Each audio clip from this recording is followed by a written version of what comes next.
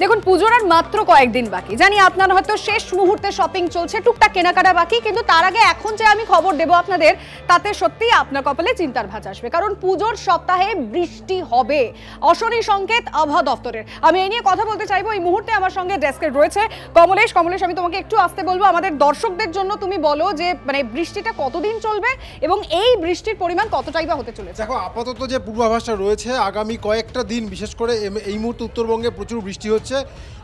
শনিবার পর্যন্ত উত্তরবঙ্গে ভারী বৃষ্টি বিক্ষিপ্তভাবে চলবে এবং কিছু জায়গায় অতি ভারী বৃষ্টি হতে পারে।